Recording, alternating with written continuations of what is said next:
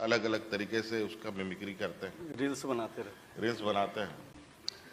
लेकिन वो रील्स एक अलग कहानी है, हकीकत अलग है जी। और आज झारखंड जैसे आदिवासी बहुल राज्य है जहाँ ST SC के जनसंख्या बड़े पैमाने पर, और आज नहीं सदियों से इन समूहों के ऊपर जिस तरीके से अत्याचार हुए हैं, जिस तरीके से अत्याचार निरंतर आज के दिन में चल रहा है, और सभी चीज़ें आके खड़ी होती है उनके सामाजिक, आर्थिक, शैक्षणिक रूप से उनकी, वो आज के दिन में भी उस जगह पर नहीं पहुंच पाए जहां उनको होना चाहिए था। आज इन सब को लेते हुए हम लोग उनके इन सभी समस्याओं से उनको बाहर निकालने का एक चरणबद्ध तरीका हमने बनाया है, जिसमें पहले स्तर पर तो हम लोगों ने महिलाओं को लिया है, और महिलाएं जो इसमें हम देखेंगे, महिलाएं ही नहीं बल्कि नौजवानों के प्रति भी हमारी कई सारी अभी विचार हैं, वो आप लोग को समय समय पर दिखने को मिलेगा जी।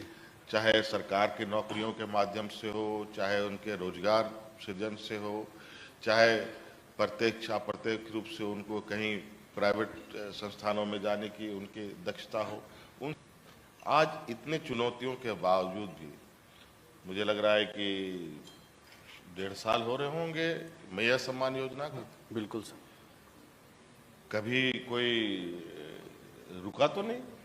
बिल्कुल और आपने देखा होगा, आपने सुना है, ये बातें सुनकर मन में उत्साह और गर्व महसूस होता है जब मैया सम्मान योजना के पैसे से बच्चे JPSC क्वालिफाई कर रहे हैं, JSSC में उस पैसे का उपयोग करके बच्चे पढ़ रहे हैं, जहां यहाँ गरीबी की जो आलम है वो किसी से छुपी नहीं है।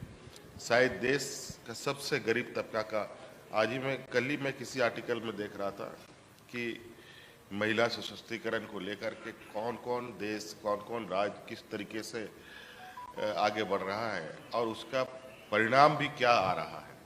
तो आपको बहुत क्लियर दिखेगा झारखंड जैसे राज्य में ये जरूर है, आर्थिक संसाधनों की आवश्यकता बड़े पैमानों पर है, और हम लोग अगले 25 सालों में ये संसाधनों की कमी रोना भी खत्म हो।